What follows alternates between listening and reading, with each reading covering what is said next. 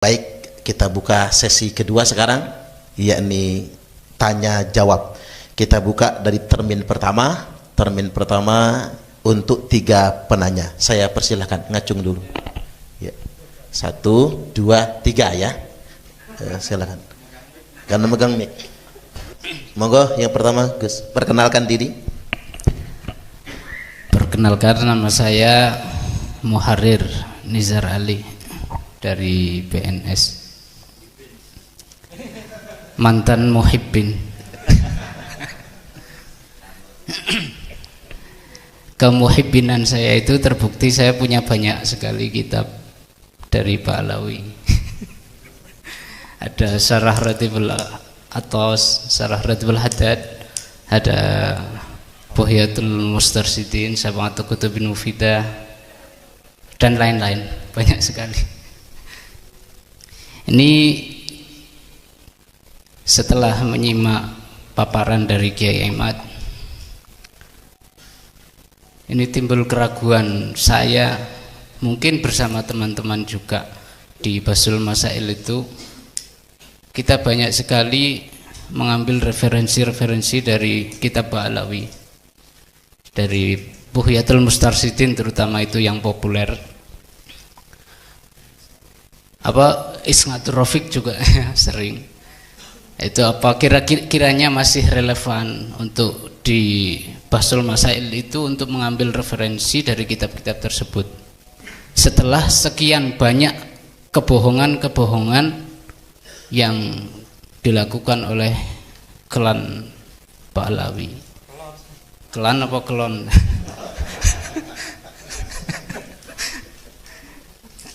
Mungkin kalau pakai bahasa Jawa Timurnya kelon. Itu satu. Kemudian yang kedua, mungkin saya ini termasuk yang dapat ancaman dari guru. Salah satu kiai saya, guru saya. Siapa yang membela Kiai Imad, laporkan, seperti itu. Ya, mohon kiranya untuk memberikan penjelasan terkait pertanyaan saya yang awal tadi. Suwun Gus, alhamdulillah luar biasa. Selanjutnya yang kedua dari Ansor nggih.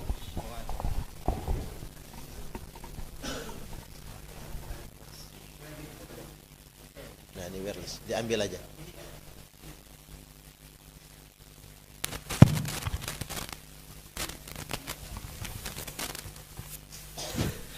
Assalamualaikum warahmatullahi wabarakatuh. Waalaikumsalam warahmatullahi wabarakatuh. Mohon maaf para Yai, ini izin bertanya. Sebelumnya untuk Kiai Imaduddin saya mohon maaf karena pernah suuzon. Sekali lagi saya mohon maaf pernah suuzon karena saya ini sering jelajah di dunia medsos. Jadi saya dulu bukan dari kalangan ya. Namanya? Oh ya, nama saya Erwan, Pak. Erwan. Iya. Dan saya backgroundnya dulu bukan dari pondok, Pak. Saya memang backgroundnya akademisi dulu, Pak. Dan saya tahu dari kecil itu bahwasanya Habib itu ya keturunan Nabi. Tapi setelah saya mengikuti, awal mulanya saya mengikuti channel YouTube-nya Sayyid Zulfikar waktu itu. Setelah pasca ini Pak satu abad NU. Nah, di situ saya mulai mengkaji, saya mulai mencari referensi. Ternyata luar biasa memang gitu kan. Nah, namun pada saat ini yang masih membuat ganjalan di hati, pandangan secara akademisi, mengapa penelitian ini baru dilakukan sekarang? Kenapa tidak dari dulu sehingga semua warga Nahdien itu lebih mengetahuinya sejak dini. Nah, ibaratnya sekarang ini asap ini sudah menjadi api, kita baru memadamkan. Mengapa tidak waktu asapnya itu masih ada kita padamkan? Itu. Terima kasih, itu saja yang bisa saya pertanyakan. Ya, sekali lagi saya mohon maaf. Saya akhiri, wallahul muwaffiq ila aqwamit thoriq. Wassalamualaikum warahmatullahi wabarakatuh. Assalamualaikum warahmatullahi wabarakatuh. Ini pertanyaannya sederhana tapi luar biasa itu. Monggo selanjutnya.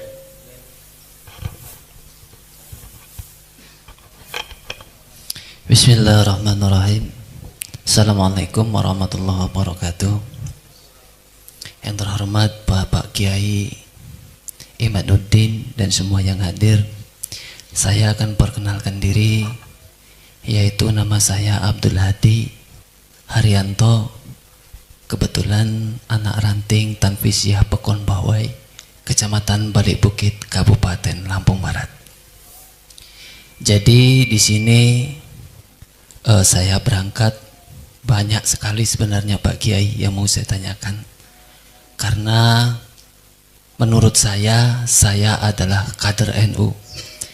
Dari IPNU ikut Makesta, dari GP Ansor saya ikut PKD, dari Banser saya ikut Diklatsar, dari PKNU atau PDPKPNU saya ikut PDPKPNU, dari Pagar Nusa insya Allah saya ikut Pagar Nusa. Jadi di sini saya punya Gus itu dulu sering mengenalkan saya dengan para Habib. Tapi di situ saya banyak keraguan Pak Kiai. Setiap Habib yang datang itu di rumah Gus saya itu, anaknya abah saya itu, kapan pulang itu minta oleh-oleh. Sampai oleh-olehnya itu aneh-aneh Pak Kiai. Akuarium yang sebesar ukuran 30 kali 50, ini untuk aneh, ini untuk aneh, untuk oleh-oleh Habib katanya. Jadi seperti itu. Jadi saya sebagai santri di belakang itu Pak Kiai, banyak sekali pertanyaan, kenapa kok Habib ini seperti itu, gitu kan. Jadi pertanyaan saya simpel, untuk meyakinkan saya dan kemungkinan rekan-rekan yang hadir, yaitu untuk mengikuti habaib atau Habib itu yang mana Pak Kiai? Apa yang dari Ba'alawi atau yang lain? Karena cucu Nabi ada Hasan dan Husain. Jadi tolong diperjelaskan nasab yang mana yang harus kami ikuti selaku santri atau kader-kader Nahdlatul Ulama. Mungkin ini yang dapat saya sampaikan. Lebih dan kurangnya wallahu muwaffiq ila aqwamit thoriq. Wassalamualaikum warahmatullahi wabarakatuh. Assalamualaikum. Ya, mantap. Karena dah kadang ditunjuk ngacung tadi, jenengan jadi 4 ya, 4 dulu. Biar nggak kebanyakan 4 dulu. Monggo. Nggih, matur suwun Pro Yai. Dumateng Yai Imat, ada beberapa hal yang ingin kami sampaikan setelah menyimak pemaparan dari jenengan. Yang pertama, kami ingin menguatkan pendapat sahabat Ansor tadi. Nama Samsul Rijal dari Gedung Suryan. Yang melatar belakangi daripada tesis jenengan untuk menyikap takbir tentang nasab itu, selain rasa penasaran dengan pidato-pidato yang mungkin disampaikan oleh Bahar bin Smith dan Habib Rizik, itu selain itu ada atau tidak, itu yang pertama. Selanjutnya, orang-orang yang kita panggil dengan sebutan Habib di Indonesia itu apa seluruhnya klan Ba'alawi atau ada yang lain?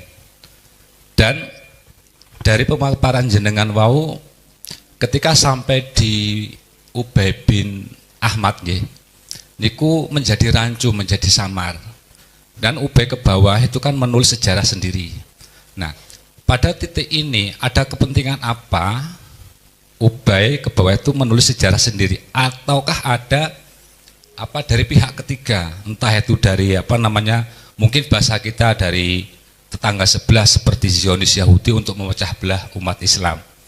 Ketika masuk ke Nusantara, apakah memang tujuan awal klan Ba'alawi mungkin sekitar tahun 18-an masuk ke Nusantara itu memang bertujuan murni untuk menguasai Nusantara setelah tadi ada pemaparan mulai menguasai situs sejarah dan lain sebagainya, ataukah itu hanya baru-baru ini saja, oh ternyata ketika kita hidup di Jawa itu terlalu enak dan dimuliakan, akhirnya mereka mempunyai apa pemikiran untuk menguasai Indonesia. Matur nuwun. Assalamualaikum warahmatullahi wabarakatuh.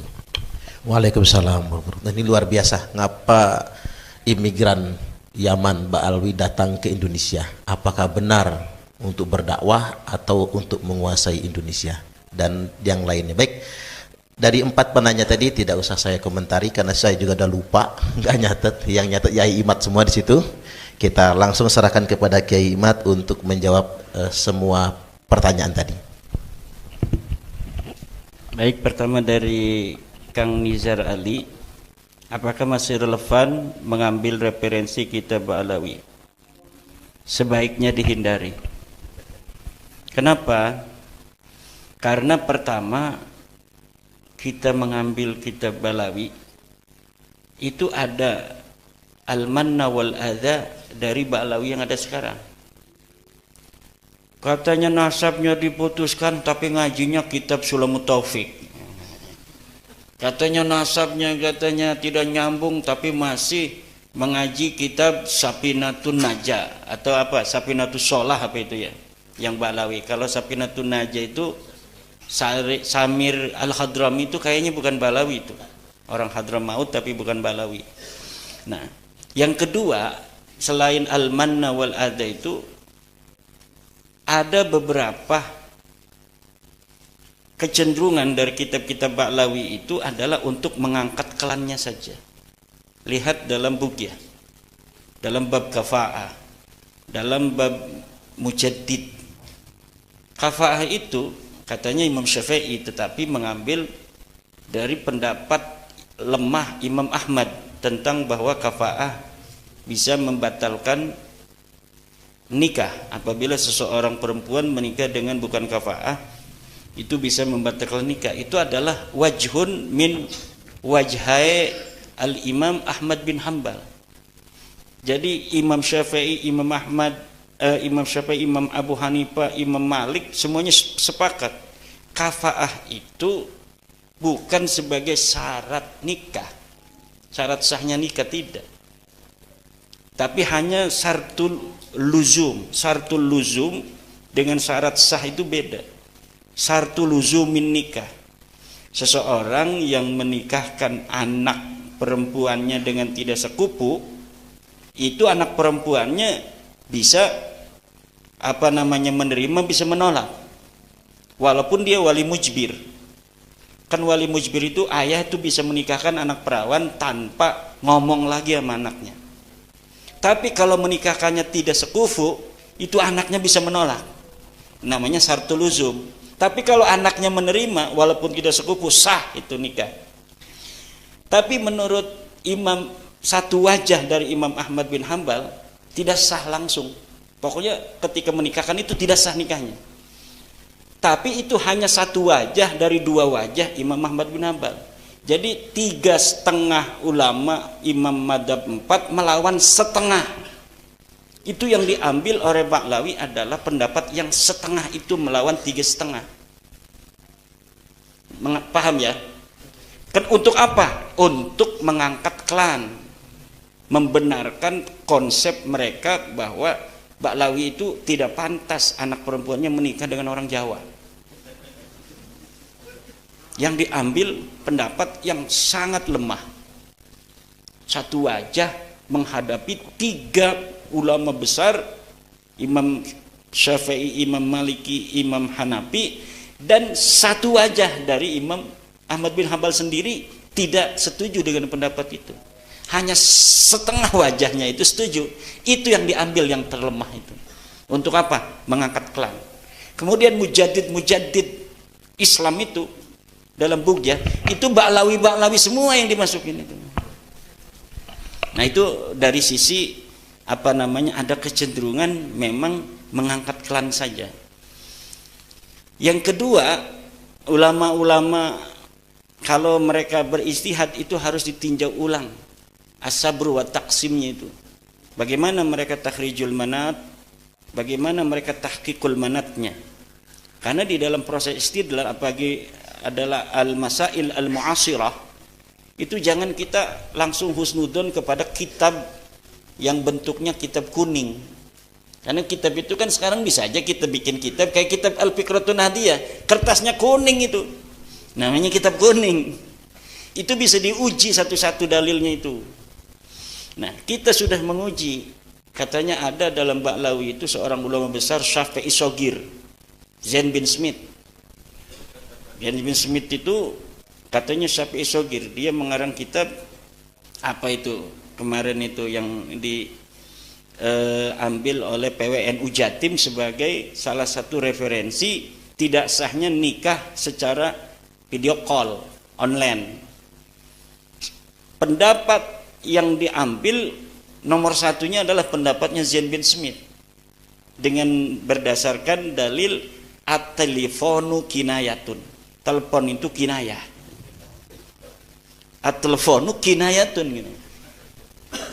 Itu tanpa diuji di dalam meja istidlal, itu langsung diambil oleh PWNU Jatim untuk mentidak sahkan apa namanya itu nikah online.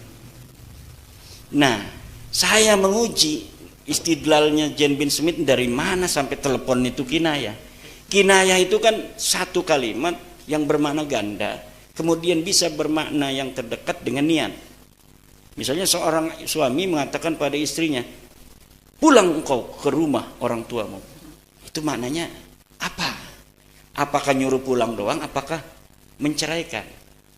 Kalau niatnya dia menceraikan dengan niat dalam hatinya, jadi.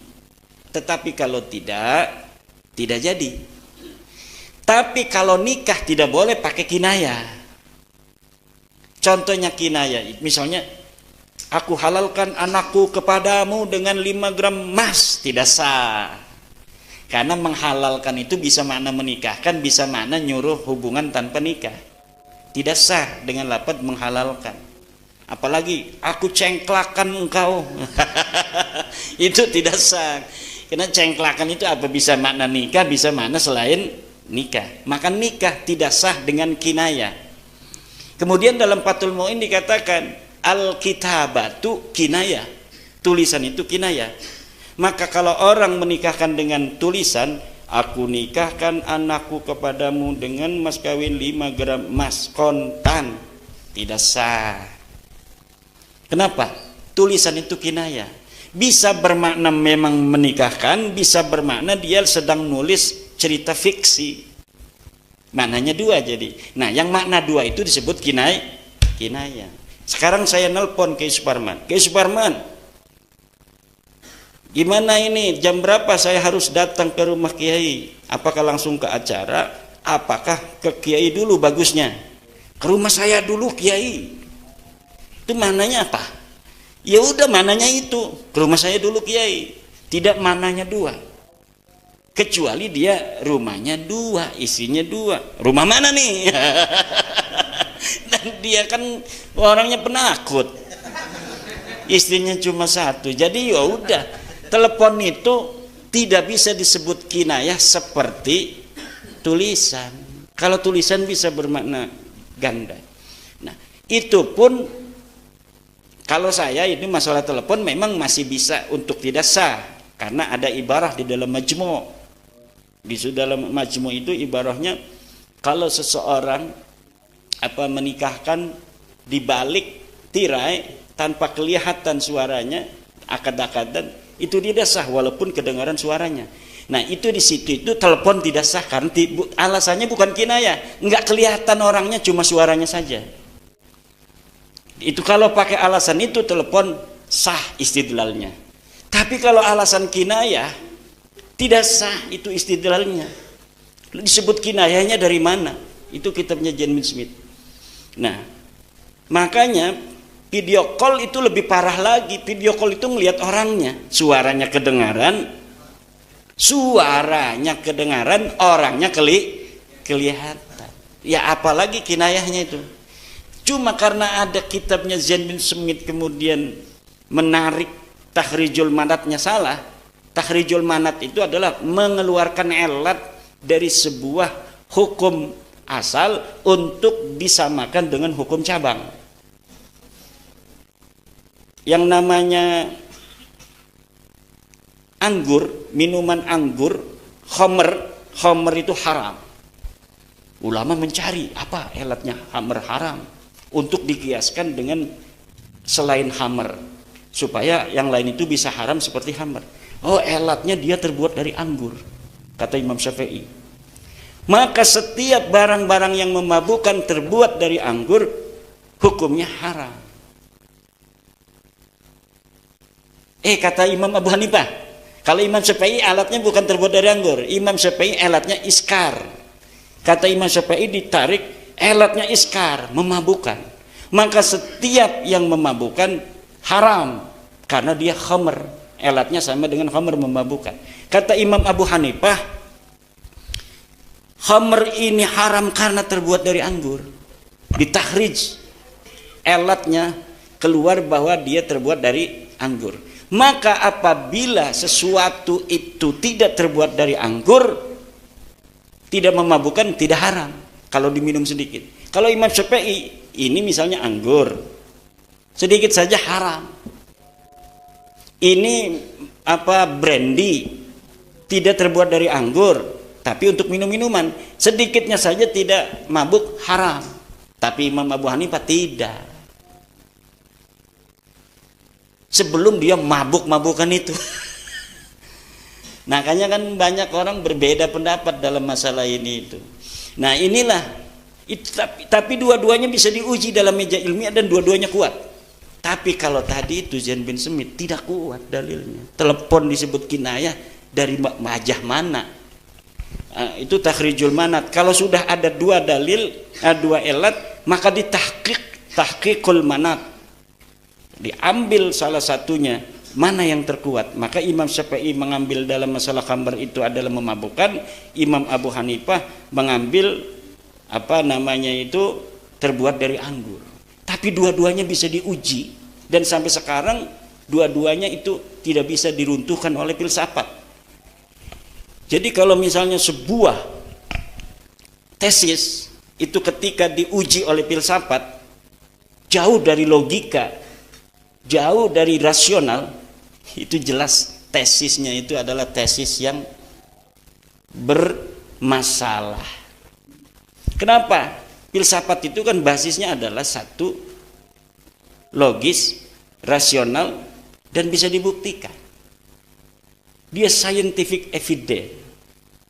Kalau misalnya tidak setiap sebuah konklusi, setiap sebuah tesis ditaruh di meja ilmiah, ketika diuji oleh filsafat bermasalah, itu cukup diimani saja. Itu makanya ada rukun iman.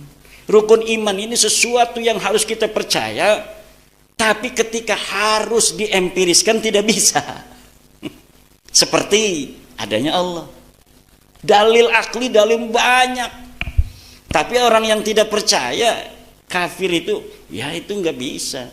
Alam semesta ini terjadi bukan oleh ciptaan Tuhan, tapi oleh adanya Big Bang, secara alamiah dan sebagainya. Ya silakan saja, kita orang Islam, kita sesuai dengan Al-Quran. Qul huwallahu ahad, la ilaha illa ana fa'budni. Udah kita yakini, makanya rukun iman, percaya pada Allah. Kenapa harus iman pakainya, bukan ilmu? Karena tidak bisa dibuktikan. Percaya kepada Allah itu iman. Iman itu nggak usah pakai dalil yang lain, tidak usah pakai empiris. Pokoknya ini kita yakin, itu Nabi Muhammad ngomong ini dari Allah, kita yakini. Itu rukun iman itu cuma 6. 1, percaya pada Allah. 2, percaya kepada malaikat. Siapa yang bisa membuktikan temu malaikat? Secara empiris kita lagi diskusi begini, malaikat ada tidak? Ada. Buktikan. Nggak bisa. Jibril datang, assalamualaikum. Yang ketiga, percaya kepada kitab Allah. Semua orang Islam percaya Quran itu adalah kitab. Dari mana? Allah ngasih langsung begitu dipoto. Ada kitab sezamannya? Nggak ada kitab sezamannya. Itu iman yang bermain di situ. Kita percaya pada Nabi Muhammad, bahwa Nabi Muhammad mendapatkan wahyu dari Allah namanya Al-Quran, bahwa disebut Al-Quran ini adalah kitab Allah. Itu mainannya iman, bukan ilmu, bukan empiris. Kemudian percaya kepada apa lagi? Rasul. Nabi Muhammad Rasul bagi kita. Bagi kafir Quraisy, sahirun majnun. Yaquluna ambihi jinnah, dia orang gila. Di Quran dia omongin Nabi Muhammad itu bagi orang-orang kafir itu ambihi jinnah. Atau dia ini adalah orang gila. Yaquluna bihi jinnah. Orang-orang kafir berkata Nabi Muhammad ini adalah orang gila. Kenapa kita sekarang percaya Nabi Muhammad Rasul? Iman kepada Nabi Muhammad, yang Nabi Muhammad mengatakan dirinya Rasul. Iman, nggak perlu adanya bukti sejaman. Mana Nabi Muhammad tulisan dari Allahnya bahwa engkau adalah utusan Tuhan? Tidak ada. Itu iman. Kemudian iman kepada hari akhir. Hari akhir itu ada. Dari siapa taunya? Dari Nabi Muhammad. Apa basisnya? Mana bukti ilmiahnya? Tidak ada. Itu pakainya iman. Qada dan qadar. Dari mana kita tahu bahwa kita ini semua mati itu sudah ditentukan Tuhan? Dari Nabi Muhammad. Apa ininya? Dalilnya iman. Sekarang mau ditambahin Ba'lawi, iman kepada Ba'lawi turunan Nabi. Dalil nggak ada kan? Bukti empirisnya tidak ada. Evidence scientific nggak bisa. Kitab sejaman tidak ada, yang mendekati tidak ada, tapi harus diyakini, dipaksa. Itu merusak ajaran Islam. Berarti rukun iman harus ditambahin satu, yaitu percaya Ba'lawi sebagai turunan Nabi. Makonon jare gurune kudu milu. Iya. Nah, ini akan ada kaitan dengan pertanyaan kedua. Gimana itu? Katanya saya termasuk salah satu santri yang di tanda kutip diancem itu tuh sama gurunya, bukan diancem. Itu tanda sayang pada santri. Karena yang diyakini guru kita, mereka turunan Nabi, bahaya. Kalau benar turunan Nabi itu kemudian dinafikan, bahaya loh. Tapi karena seyakin-yakinnya tesisnya ada, bisa dibaca, bisa konfirmasi. Kang Nurjannya ini, Kang Nizar, baca tesisnya Kiai Imad, coba guru saya ini nggak pakai dalil misal, atau dalilnya sudah dibantah oleh Kiai Imad nih. Ini dalil-dalilnya guru saya. Iya bener. Dalilnya kebanyakan 90% husnudon itu. Jadi berbasis dari cinta dulu, berbasis dari keyakinan, kemudian ada orang memberikan bukti itu tidak mau. Kalau orang sudah berbasis cinta dulu, ada subjektivitas, apalagi dia sudah punya mantu Ba'lawi, waduh susah itu. Udah punya mantu Ba'lawi atau sedang bisnis sama Ba'lawi. Atau kalau kita nggak percaya, saya nggak percaya kamu sebagai cucu Nabi, wah langsung di-cut itu bisnisnya. Nah, terus bagaimana sikap kita? Tetap wajib hormat pada guru. Tapi jangan biarkan guru kita nanti di sana atau di masa depan sebelum meninggal pun dia menyesalnya lebih dalam. Jangan sampai biarkan dia menyesal lebih dalam. Kalau dia menyesal diri sendiri saja, itu enteng buat dia. Misal suatu saat beliau sadar, anak muridnya nggak ada yang ikut dia. Siapa yang tidak ikut saya? Tidak barokah semua. Misal. Tapi lah kasih percaya, ketika dia sadar sedikit dia itu bebannya. Tapi kalau muridnya semuanya itu ikut dia, bahkan ikut apabila ada saya hadir suatu tempat, ikut ngalang-ngalangi, hei Dajjal kemana kamu ya, misal ya kan. Kemudian dia sadar, belum tentu murid-muridnya itu akan sadar seperti dia. Belum tentu. Maka ketika itu penyesalannya lebih dalam. Jangan biarkan guru kita menyesal lebih dalam. Fala taqfu ma laisa laka bihi ilmun. Jangan ikuti yang tidak ada dalil. Kullu ahadin yuqbalu qawluhu wa yuraddu. illa sahibah hadzal qabri. Kama qala Al-Imam Malik radhiyallahu anhu. Setiap orang ucapannya bisa diterima, juga bisa ditolak, kecuali Nabi Muhammad sallallahu alaihi wasallam. Itu iman pakainya. Wa ma yantiqu 'anil hawa in huwa illa wahyu yuha. Nabi Muhammad tidak pernah bicara tentang sesuatu hal dari hawa nafsunya, tapi hanya dari wahyu saja. Tapi kalau kita nih sama istri aja kadang marah, mangan sudah semuanya ada, kobok belum. Kamu jadi istri saya udah berapa tahun sih? Kobokan aja nggak inget. Wis mono doang marah baik tua doang dia. Marah kita dimarahi maning. Kita udah marah keren, dimarahi lebih 2 kali lipat daripada kita tadi. Pengalaman. Lah model kayak kita begitu, ucapannya harus diterima semua, nggak bisa dong. Nggak bisa, kita harus ngukur diri kita. Wong rabi orang gak kobok bae marah aja. Bagaimana kita apa yang kita ucapkan harus diterima semua. Kadang-kadang kita ini yang lebih tahu dengan diri kita sendiri. Kadang-kadang ada nakalnya. Sholat terawih kalau di masjid 23 Muhammadiyah datang, ayo kita karena ada acara nuzulul Quran, kita yang 13 saja. Tidak, saya ini pengurus NU. Mau macam-macam kamu Muhammadiyah ke sini. Begitu kita kalau di depan orang. Tapi bareng sholat terawih dawek lah niru Muhammadiyah bela aja. Apa itu pengalaman juga? Ya enggak. Betul itu, ada yang begitu. Kenapa? Karena kita ada hizbiyah. Kullu hizbin mimma ladaihim, hawa nafsu di situ. Barang dewek malah mau enggak terawih semua. Sayang, hanya ada di bulan Ramadan. Mau terawih 23 sendirian, males. Udah terawih gaya Muhammadiyah aja.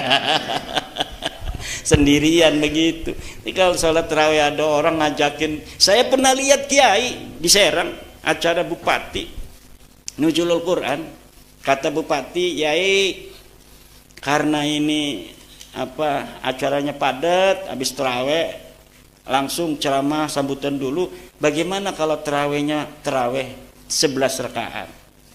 Saya orang NU, orang Banten.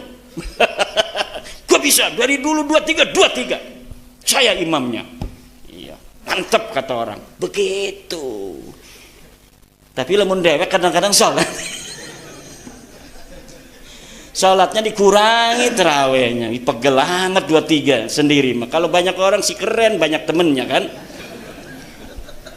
Imamnya juga sambil nangis-nangis. Bismillah. Tapi sholat dewek kena. Bismillahirrahmanirrahim. Nah itu model kayak kita begitu, apakah harus diterima semua ucapannya? Tidak. Kullu ahadin yuqbalu qawluhu wa yuraddu illa sahiba hadzal qabri. Man huwa sahibu hadzal qabri? Muhammadun nabiyuna sallallahu alaihi wasallam alladzi zahiruhu wa batinuhu sawa. Alaniyatuhu wa sariratuhu sawa. Wa nahnu laysa kadzalik, lasna kadzalik, dhahiruna wa batinuha rubbama yakhtalifan. Betul apa tidak? Nah, yang model kayak kita begini, manusia tidak ada yang maksum.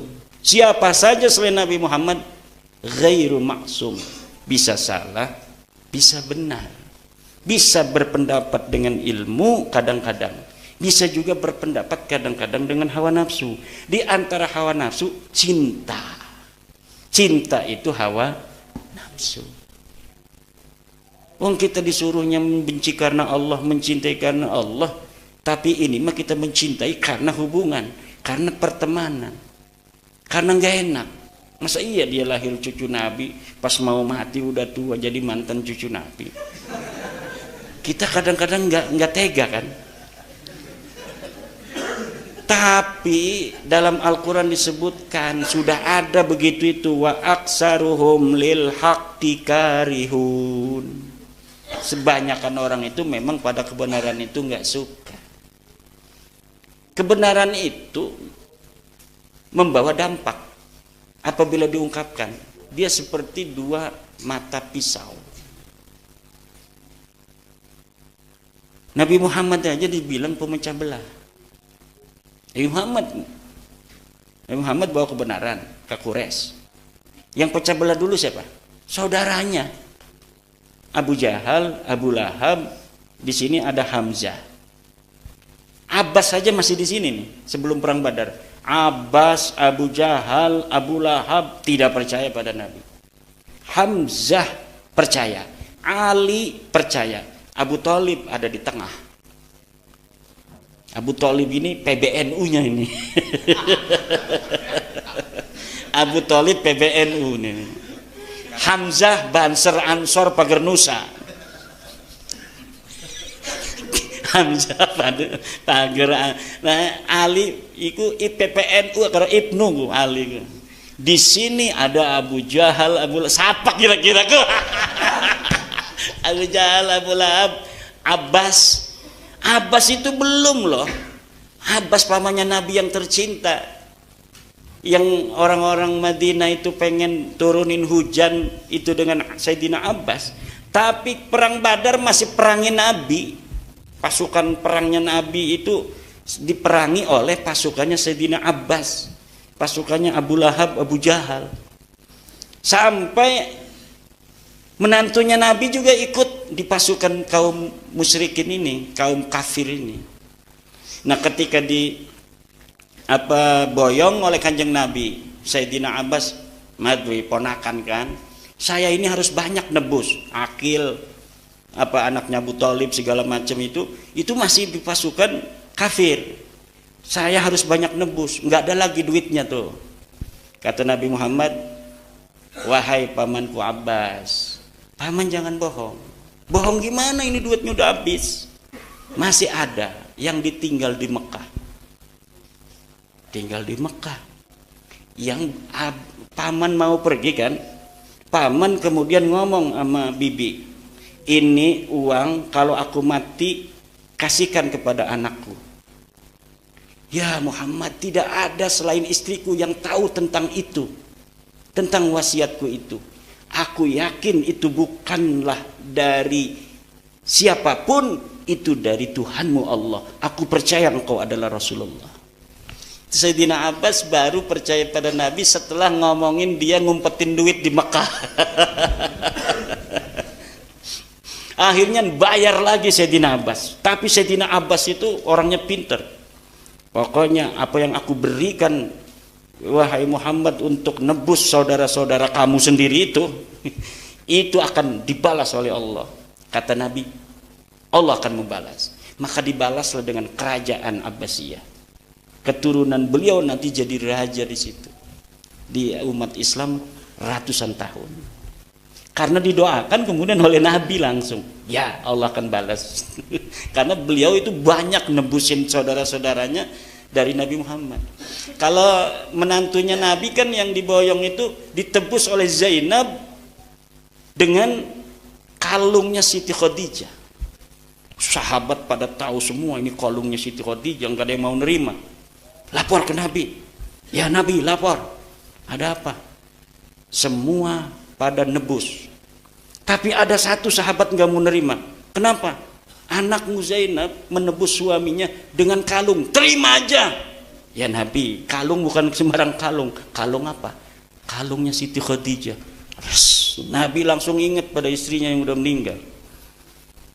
Gimana nih Nabi? Terima Pak? Bodoh lah. Kenapa Nabi itu sangat mencintai Siti Khadijah? Kalau ada temannya Siti Khadijah, jangan yang udah Islam, yang masih kafir dihormati oleh Rasulullah Muhammad SAW, karena tahu perjuangan Siti Khadijah Al-Kubra. Tuh, wih, udah jam 12 nih. Nih.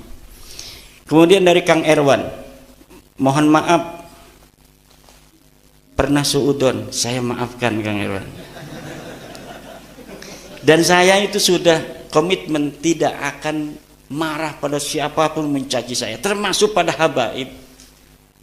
Tidak ada itu nanti saya tuntut mereka itu. Orang saya aja kalau digituin marah nih. Saya aja kalau misalnya saya ini Habib nih, ada misalnya Imaduddin misalnya itu muncul, saya marah juga. Sebelum nanti saya sadar. Dan saya doakan mudah-mudahan habaib semuanya sadar juga. Bahwa ini kita ini bukan benci. Kalau benci dari dulu saya tidak mengisbat Ba'lawi. Kitab saya sudah mengisbat Ba'lawi 2018 sebelum penelitian. Itu membuktikan bahwa saya tidak karena kebencian. Nah, ketika saya membaca, meneliti, menelusuri, ada kesimpulan lain, wajib saya harus menyampaikan. La yajuzu lil alimi kitmanu ilmihi fi hadzal bab. Tidak boleh kita menyembunyikan ilmu. Makanya saya sudah memaafkan.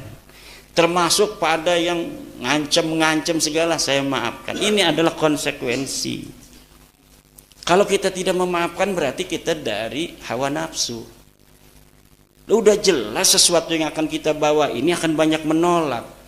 Akan banyak yang mengumpat, akan banyak yang mencela. Kok kitanya tidak siap untuk dicela? Bahkan akan menuntut orang mencela. Dia mah tidak salah mencela itu karena kamu membawa sesuatu yang berbeda. Walaupun kebenaran itu pasti akan membawa sesuatu hal yang tidak mengenakan bagi orang-orang terkait, baik bagi Ba'lawinya maupun bagi orang-orang yang mencintainya.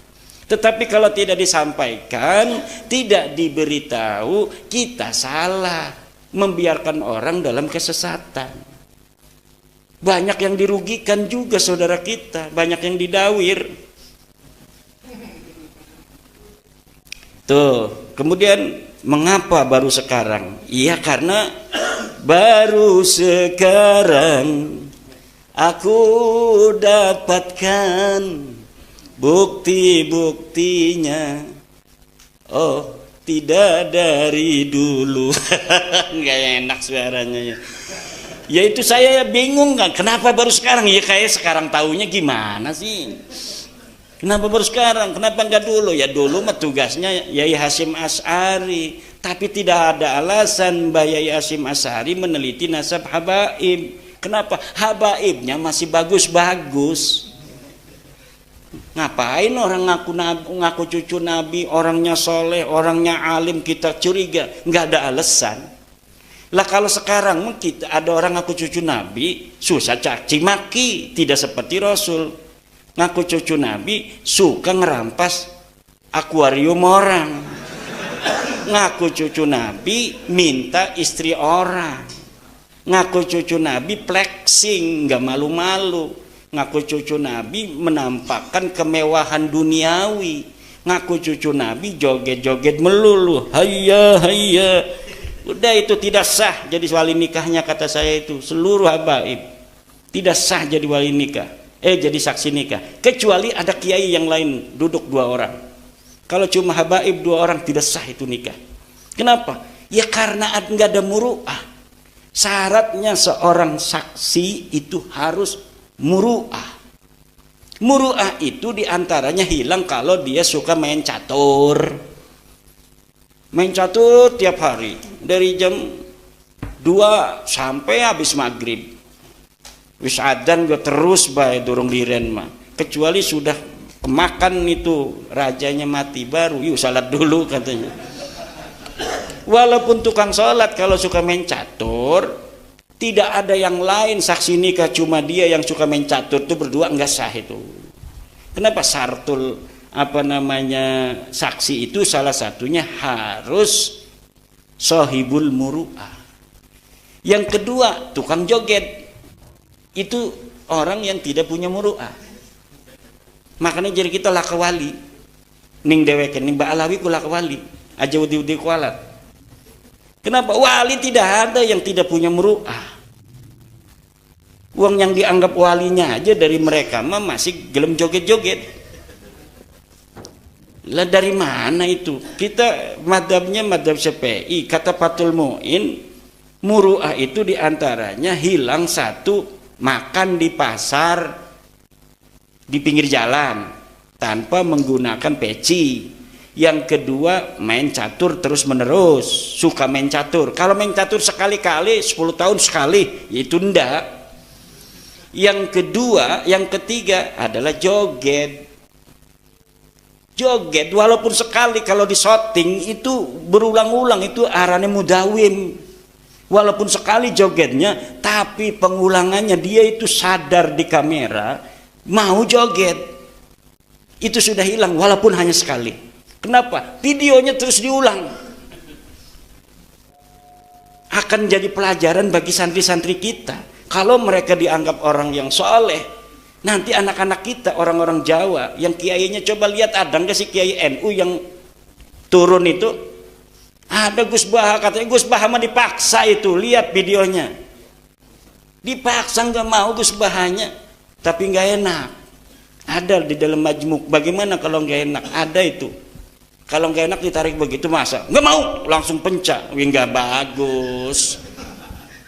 Coba lihat Gus Baha ketika joget itu, dia tidak mau, dia dipaksa.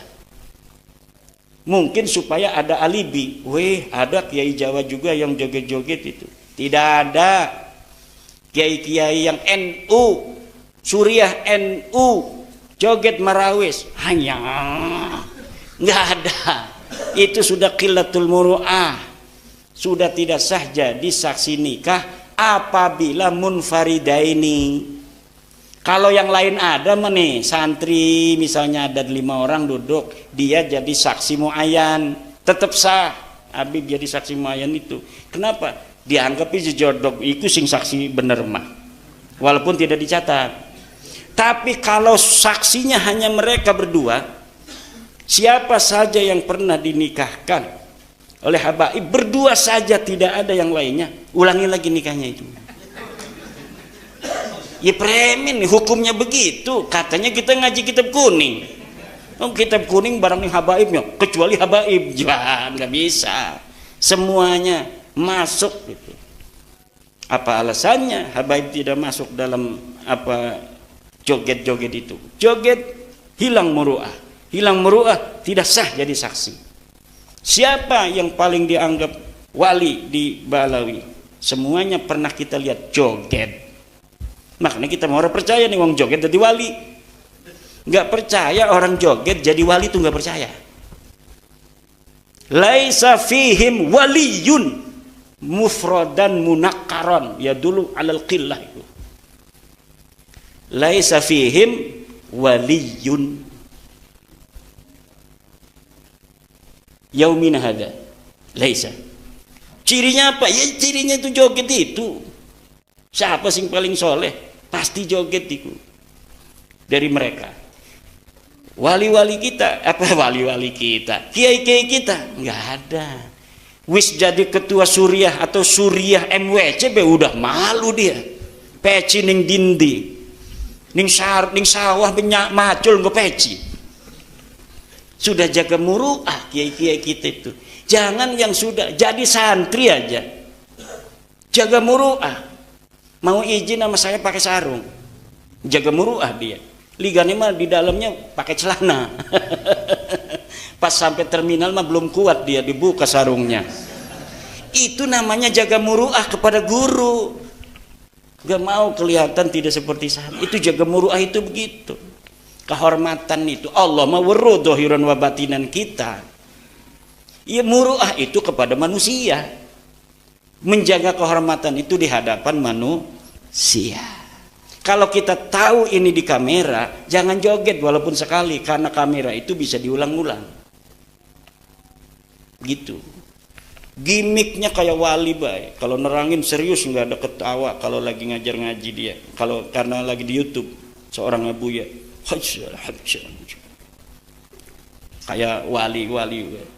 Tapi ketika joget merawis, wush, ngower-ngower bawah-bawah, masya Allah. Ternyata dia serius itu gimik, apa? Hanya gimik saja. itu masuk di dalam iklan, masuk di dalam cara menarik pasar. Beda dengan kiai-kiai kita, biasa-biasa aja. Coba lihat kiai itu biasa-biasa saja. Gus Baha ngajar ngaji di hadapan siapa aja biasa, ketawa-ketawa, tidak gimmick, menjaga action, menjaga marketing. Enggak, karena apa? Ilmunya Kiai NU itu bukan marketing. Memang dia alim, memang dia soleh. Begitu di hadapan orang, begitu juga ketika tidak di hadapan orang. Tapi sekarang ini ada abuya-abuyaan, marketing ansih, gimmick saja dia bergaya begitu. Lagi ceramah, pakaian ulama. Ya, tapi ketika jalan-jalan nggak pakai peci. Lah orang maksupur roksi itu apa hukumnya jatuhnya? Aqrabu ilal fisqi. Makanya kiai banyak yang pakai pet. Kalau jalan-jalan pakai pet kan, pakai rukul lak. Kalau dia malu pakai peci. Kenapa? Menjaga kepala ini itu adalah merupakan bagian dari muru'ah. Menjaga adalah. Tapi ada orang-orang yang gimmick sekarang. Kalau lagi nggak dia di pengajian pakainya lepis, pakai jas, pakai jaket kayak apa namanya itu preman dan sebagainya. Itu namanya dia gimmick. Agama hanya digunakan sebagai gimmick, marketing ansih. Udah jam 12, ini kita lanjutkan. Dari Pak Abdul Hadi Arianto, sering minta oleh-oleh. Ada Habib sering minta oleh-oleh seperti akuarium. Akuarium masih murah di Lampung ini. Ada kabib mintanya Alphard, bisa dikonfirmasi dan saya punya saksinya. Mintanya apa? Alphard. Makanya jangan jadi muhibin. Nah kalau kelas kita ya, kalau di Dawir paling ya rokok sebungkus, nggak ada apa-apa di kantong kita. Tapi kalau kelasnya kelas camat ya mungkin motor. Kalau kelasnya kelas bupati, ya udah Alphard itu, wali kota. Kelas gubernur, waduh beda lagi dawirnya. Kelas presiden, bisa yang lain, tambang bisa itu. Makanya kita nilai kerugian dan kemanfaatannya. Kita percaya kepada nasab orang yang bukan cucu Nabi. Hanya memalukan aja kan. Yang ada hanyalah kemedaratan. Mendarat buat kita, mendarat buat dia. Maka hari ini orang yang akan selamat dari kejelekan orang-orang yang mengaku turun Nabi hanya satu. Dialah orang yang tidak percaya bahwa dia adalah cucu Nabi. Selain itu yang masih ragu-ragu, iya ora, bisa masih ditekan, masih bisa untuk diintimidasi. Kamu nggak percaya, kamu akan masuk neraka. Aneh ini cucu Nabi, duriat Nabi, cucu Nabi, kekasih Nabi dan sebagainya. Kita akan terngiang-ngiang. Tapi lamun deklarasi di dalam hati, proklamasi, sendiri aja kita ngomongnya. Saya tidak percaya bahwa Habib cucu Nabi. Sendiri ngomong. Ketika ada dia, nggak bakal kena. Dia ngomong sedikit aja ngelunjak, kita bisa melawan. Tapi kalau dalam hati kita masih ada sedikit saja kepercayaan, sulit kita untuk bisa membela diri ketika sedang berhadapan. Karena yang kita inginkan kecintaan Rasulullah. Ini saja yang ada di otak kita, kecintaan Rasulullah, barokah, syafaat dari Rasulullah. Sementara sebenarnya orang itu hanya menggunakan nama Rasul untuk kepentingan dia. Itu saja yang terjadi. Maka harus proklamasi sendiri masing-masing. Kalau tidak proklamasi, rasakan sendiri aja. Nasab yang mana yang harus diikuti? Habib yang mana? Ini Habib itu hanya keturunan Ba'lawi asalnya. Jadi keturunan Nabi itu kan tidak ada gelar sebenarnya. Cuma kemudian di abad ketiga Hijriah muncul sebuah tradisi dari umat Islam, dimulai dari para raja-raja menyebut turunan Nabi Sayyid dan Syarif. Kemudian berlangsung terus Sayyid Syarif, Sayyid Syarif.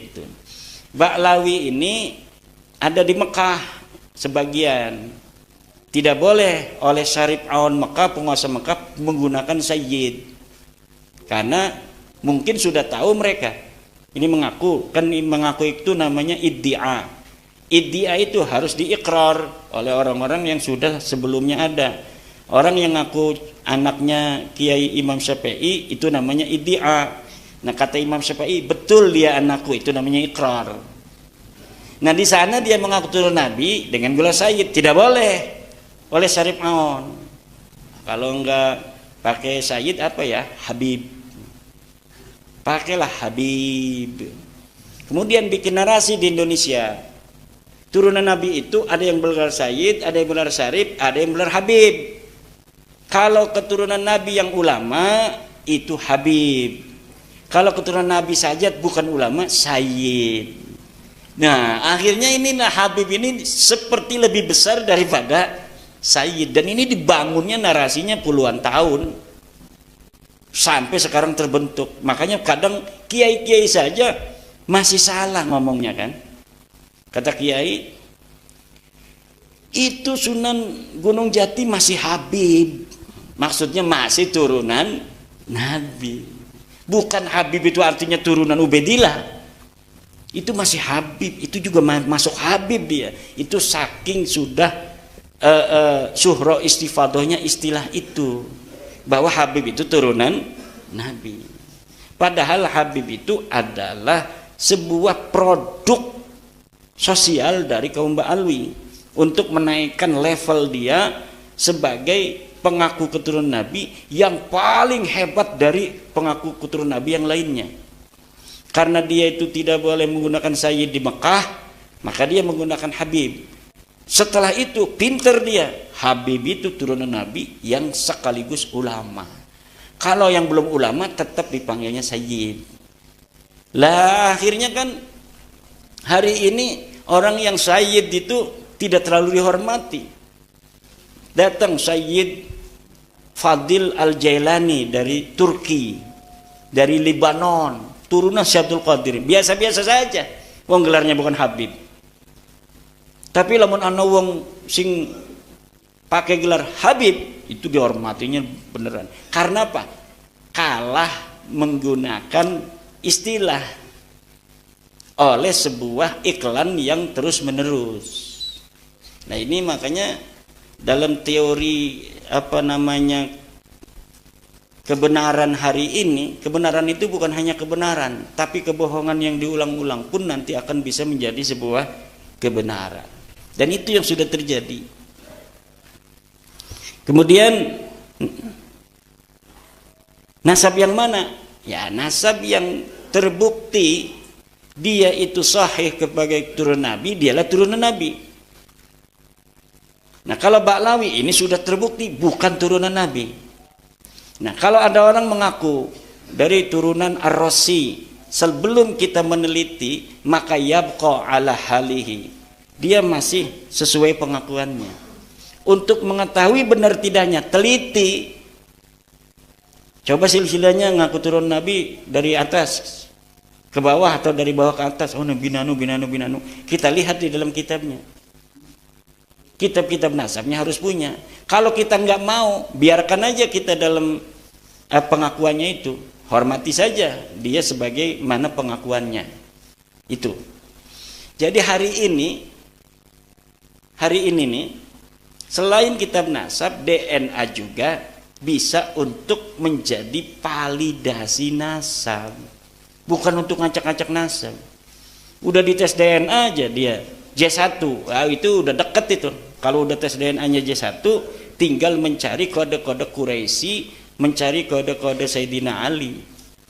Karena tidak setiap J1 juga turunan Nabi, tapi syarat pertamanya harus haplogrupnya J1. Sesudah haplogrupnya J1 baru dilihat apakah ada kode Quraisy. Itu ada di dalam badan kita nih, kode Quraisy. Sekian. Kode Sayyidina Ali GFC 1050 atau 15.000 ya, itu saya lupa itu ahlinya Dr. Sugeng. Itu ada semuanya. Jadi hari ini kalau ada orang ngaku nabi dibawa ke tes DNA itu langsung seret sahih. Kalau kita begini kan sebenarnya masih bisa dibantah-bantah, bisa bohong. Tapi getih mau bisa. Paling dia menggunakan teori lain untuk bisa menyelamatkannya, yaitu dengan paham keagamaan. Tes DNA haram. Harus begitu. Kalau nggak begitu mereka berarti udah menyerah dong. Selagi mereka masih ngomong tes DNA haram, itu masih ada perlawanan. Tinggal kita mencari dalil. Istidlalnya dari mana DNA haram itu? Nggak ada kan, cuma fatwa haram tapi nggak ada istidlalnya. Sedangkan dalam kaidah, idza wujidatil maslahatu fasamma syar'ullah. Ketika maslahatan itu ada, disitulah ada syariat Allah. Jadi sesuatu yang tidak ada dalilnya dari Al-Quran Al-Hadis, tidak ada di ijma'nya, di qiyas juga susah, ya kita tinggal maslahat apa tidak buat masyarakat. Idza wujidatil maslahah fasamma syar'ullah. Idza wujidan nasu fasamma al-maslahah. Kalau nas itu ada, disitulah ada kemaslahatan. Nas sudah ada di Al-Quran. Walaupun tidak sesuai dengan akal kita, pasti di situ ada kemaslahatan. Tapi untuk sesuatu yang tanpa ada nas, itu yang dilihat adalah maslahat apa tidak. Kalau ada maslahat, disitulah syariat Allah. Kira-kira maslahat enggak tes DNA itu? Ada orang ngaku-ngaku nih, ini anak saya bukan anak kamu. Wih, anak saya, lahirnya dari istri saya. Iya, tapi waktu kamu pergi, saya buahin dia. Misal dia ngakunya begitu. Nah, ini harus dites DNA. Maslahat apa tidak tes DNA? Maslahat. Sekarang ada para ahli ngomong, kami bisa menelusuri sampai Nabi Adam. Yang ngomong Dr. Sugeng, Dr. Ari Keng, Dr. Aswaibi dari Yaman, dan lain sebagainya. Dr. Abdul Aziz dari Timur Tengah ngomong bahwa keturunan Nabi itu kalau benar haplogrupnya J1. Ya udah, pada ahlinya yang ngomong. Masa yang ngomong itu ahli alpiyah? Ya udah, yang ngomong ahlinya, ahli DNA. Di Indonesia ada, dia bisa berdebat. Dan malam Sabtu depan itu ada di Roma nanti dia. Nanti akan ada di Roma Irama tuh. Dr. Sugeng Sugiarto. Dari Badan Riset dan Inovasi Nasional. Nah mereka, para dokter-dokter itu sudah ngomong. Kami bisa bertanggung jawab bahwa ini mustahil cucu Nabi. Ya ada percaya ning siapa maning menurut tes DNA. Menurut ilmu nasab dia putus, menurut sejarah tidak terkonfirmasi, menurut DNA dia melenceng. Lalu berdasar apa kita bisa untuk menerimanya? Husnudon itu la ibrata bidzannil bayyini khata'uhu. Itu kaidahnya. Tidak dihitung sebuah don kalau sudah jelas salahnya. Don itu kalau kita ditahu ini salah apa benar. Kalau sudah terbukti salahnya, nggak boleh don lagi. Karena udah salah, jelas. Taklid sama siapa? Taklid itu kalau kita nggak punya dalil. Kita udah punya dalil. At-taklidu ba'da zuhuril hujjati haram. Apalagi kiai ngomong taklid, itu memalukan. Coba bagaimana zamut taklid itu di dalam Al-Quran, di dalam Al-Hadis. Di dalam Ihya Ulumuddin, bagaimana Imam Ghazali itu mencela taklid bagi orang yang sudah bisa baca kitab kuning, seorang alim, seorang ulama. Nggak boleh taklid, dia harus istidlal. Sesuatu yang dimungkinkan hanya dengan membaca, baca. Dimungkinkan sesuatu dengan muqabalah 2 kitab. Kalau misalnya kurang 3 kitab, 4 kitab, kemudian kita ambil ini mana yang paling sahih dari beberapa kitab. Itu caranya bagi orang alim. Orang alim kok ngaji suwe-suwe 15 tahun orang balik-balik mondok, barang ditakoni masalah baklawi taklid. Lah otak kitanya buat apa? Kita belajar lama-lama ini mau dikemanain? Hanya gara-gara gak enak sama temen kita ngomong taklid masa lalu. Sampai ada kiai yang ngomong begini, saya nggak mau baca tesisnya Kiai Imad, nggak mau saya. Kenapa? Kalau baca saya kena konsekuensi. Kalau nggak baca berarti kan belum kena khitab katanya. Iya, ngawak cuma karepe dewet, enak dewet. Dia nggak mau kena khitab dimarahi Allah dengan cara kalau ada kitab saya lari dia. Nggak mau baca. Karena kalau sudah baca, bagi orang yang punya akal, dia bisa untuk memahami, kemudian dia berfatwa tidak sesuai dengan pemahamannya, itu hukumnya haram. Makanya daripada haram gitu kan, lebih baik saya nggak baca katanya. Saya mah taklid aja di masa lalu. Saya tanya taklidnya sama siapa? Mbah Hasim. Mana kalimat Mbah Hasim yang mengisbat walawi? Tidak ada. Itu lafaz sayyid di dalam qanun asasi. Lafaz sayyid itu al kalimatul lati la yuqsadu bihal isbatu laysat isbatan. Itu kaidah di dalam ilmu nasab. Baca kitab Rasail fi ilmil ansab, baca kitab Muqaddimah fi ilmil nasab, bahwa kalimat yang tidak ditujukan untuk mengisbat laysat isbatan, dia bukan isbat. Li'annal isbata yahtaju ila dalilin kama anna nafya yahtaju ila dalilin. Isbat itu membutuhkan dalil, seperti menafikan juga butuh pada dalil. Saya menafikan ada dalilnya, banyak ratusan dalil kalau diurut. Sekarang Ba'lawi ini mengatakan dirinya cucu Nabi, itu yahtaju ila dalil. Sekarang mana dalilnya? Ini dalilnya, ini yang meruntuhkan, ini lagi dalilnya, ini yang meruntuhkan, ini lagi. Wis dasar kamu mah hasud, iri, dengki. Ya susah kalau udah begitu. Ayo silakan, ada dalil, kita punya apa namanya daf'ud dalilnya. Ini dalil ini ada daf'ud dalilnya. Ini dalil ini ada daf'ul dalilnya. Makanya kita kirimi surat pada Rabit Alawiyah, sampai sekarang nggak mau. Kata saya sama manajemen Bang Haji Roma Irama, nanti Rabit Alawiyah diundang. Langsung diundang pakai kertas. Saya mah diundang manajemen Bang Haji Roma Irama hanya SMS. Siap. Tapi Rabit Alawiyah dikirimi surat dan sudah tidak mau diundang sama Bang Haji Roma Irama. Nggak mau dia. Saya sudah datang ke Pasuruan, diundang oleh Ki Ali Badri, katanya mau dipertemukan sama Topik Segap untuk bicara nasab. Saya datang ke Pasuruan ke rumahnya Ki Ali Badri, nggak mau tuh Topik Segap. Tapi framing makan beda. Wih, nggak mau datang ke Banten, ya di Bantennya karena saya sudah tahu SMS-nya Topik Segap atau dari perwakilannya yang mengatakan kami Rabit Alawiyah tidak akan datang dan tidak akan mengirimkan wakil. Ya sudah, kalau tidak mau datang, tidak ngirimin wakil atas nama Rabitah, buat apa saya debat dengan orang itu?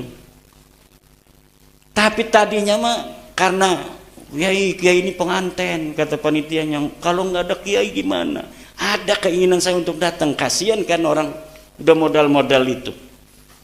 Akhirnya banyak yang SMS, banyak yang kirim surat, jangan datang. Ini hasil istikharah Jawa Timur, kata Said Zulfikar, tidak boleh datang.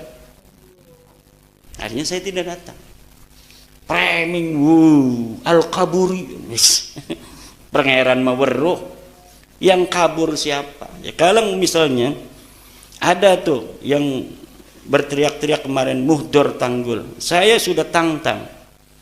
Kalau misalnya merasa punya dalil, kapan waktunya kita berdiskusi?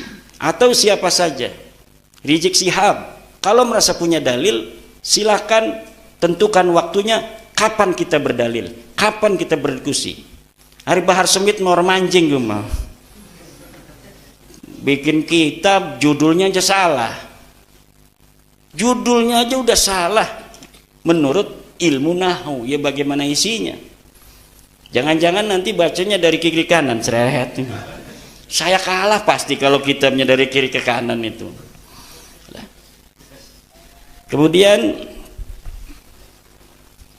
dari Kang Samsurijal, latar belakang apa? Itu latar belakang sudah sering itu tadi itu ya. Tapi mereka bikin framing, katanya latar belakangnya itu karena mau kawin sama Syarifah. Syarifahnya menolak atau tidak boleh. Syarifah siapa? Istri saya tuh namanya Mahbubah Musyrifah, bukan Syarifah. Ikut orangnya juga tuh.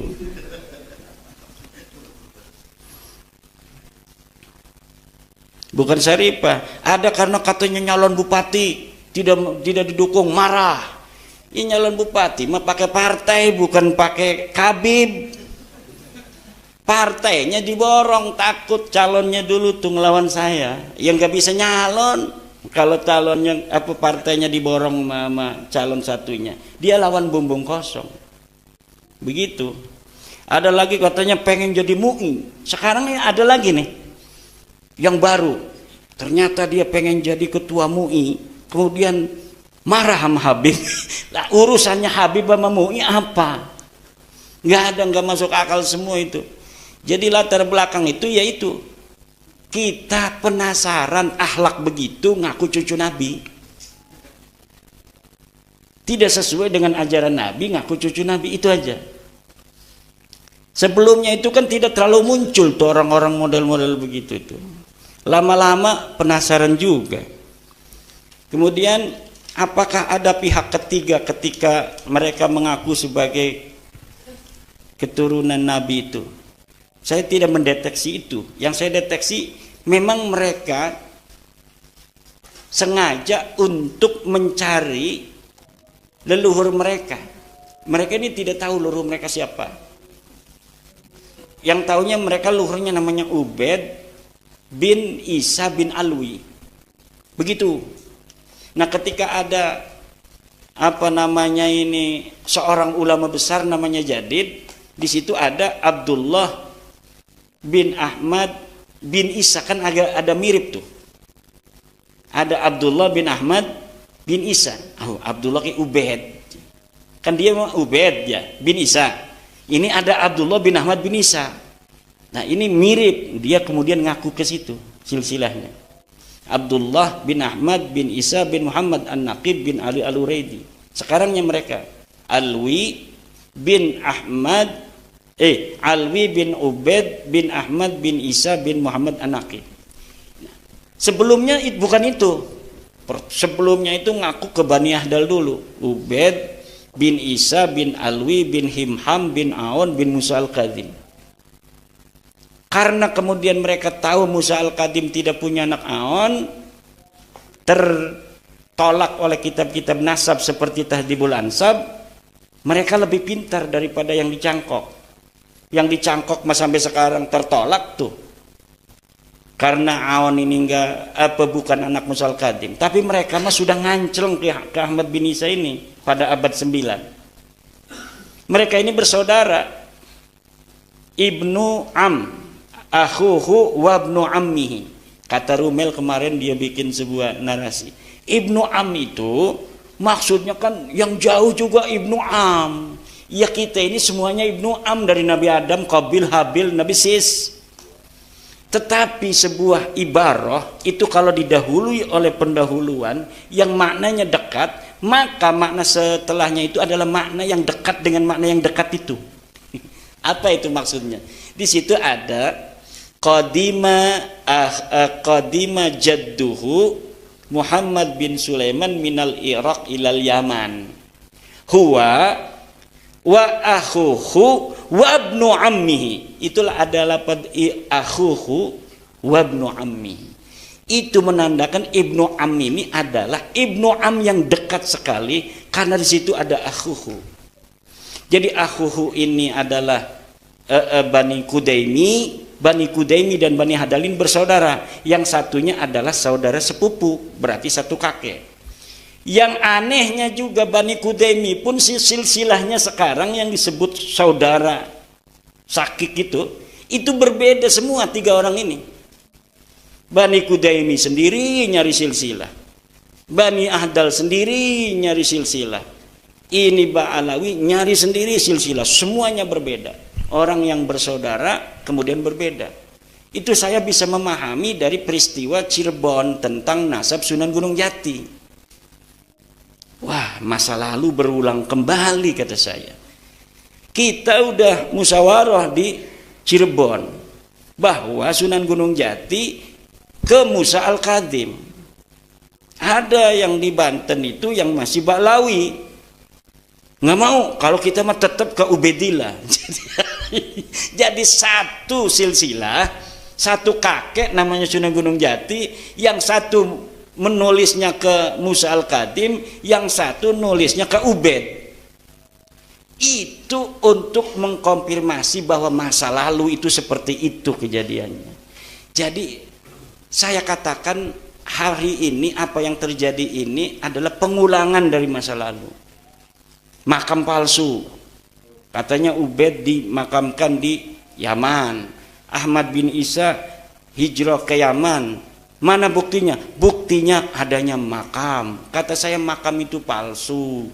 Kemudian muncullah makam Sumodiningrat, makam palsu. Seperti itulah dulu mereka mengisbat makam itu. Ini dapat Allah semua. Mereka ngomong Wali Songo 500 tahun tidak tercatat, makanya tidak bisa diisbat. Setelah diteliti, mereka 500 tahun lebih. Semuanya dibalas sama Allah. Semuanya itu. Ngomong apa baik deh, engkau munculnya bukan dari saya, kebanyakan dari orang. Muncul sendiri, narasi yang mereka bangun kemudian dijawab oleh kejadian-kejadian yang di luar kendali kita. Ini menunjukkan bahwa memang semuanya sudah waktunya. Qad tabayyana rusdu minal ghai. Kata Syekh Nawawi, ay tamayyaza al-haqqu minal batil. Wallahu wal muwaffiqu ila aqwami thoriqin. Wassalamualaikum warahmatullahi wabarakatuh.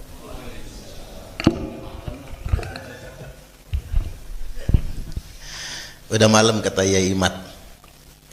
Kalau nggak puas nanti nonton YouTube aja lah ya. Mudah-mudahan ini bermanfaat. Alhamdulillah kita sangat puas. Nanti akan di-upload di channel YouTube Ustadz Suparman Abdul Karim. Jangan lupa subscribe-nya. Jangan lupa ditonton ya. Tapi akan melalui proses editing terlebih dahulu. Kita tidak langsung upload karena khawatir ada kata-kata yang tidak pantas untuk dipublikasi. Baik, demikian kita kembalikan kepada pembawa acara. Wallahul muwaffiq ila aqwamit thoriq. Wassalamualaikum warahmatullahi wabarakatuh. Diucapkan terima kasih, mudah-mudahan kita semua dapat mengambil ilmu yang manfaat, bahwa acara ini bukan mengajarkan kita untuk membenci, tapi justru untuk saling mencintai. Untuk selanjutnya, mencintai karena Allah. Karena Allah, meskipun nasabnya tidak sampai Nabi, kita cinta bukan karena nasab, karena ilmu. Itulah tadi dialog bersama Kiai Haji Imaduddin Al-Bantani yang banyak sekali pertanyaan-pertanyaan yang bisa mencerahkan kita semua, dan semoga acara ini memberikan manfaat yang luar biasa bagi kita ke depannya, serta pengetahuan-pengetahuan tentang nasab atau dzurriyyah Nabi Muhammad SAW, yang mana tadi sudah disimpulkan bersama bahwa acara ini bukan untuk saling membenci, tetapi untuk saling mencintai karena Allah. Meskipun nasab kita, dzurriyyah kita tidak tersambung kepada Rasulullah, namun cinta kita kepada Rasulullah semakin kuat. Semoga kita kelak bersama Rasulullah di surganya Allah. Amin amin ya rabbal alamin. Sampai jumpa di video selanjutnya. Terima kasih untuk teman-teman semua yang sudah mengikuti channel ini.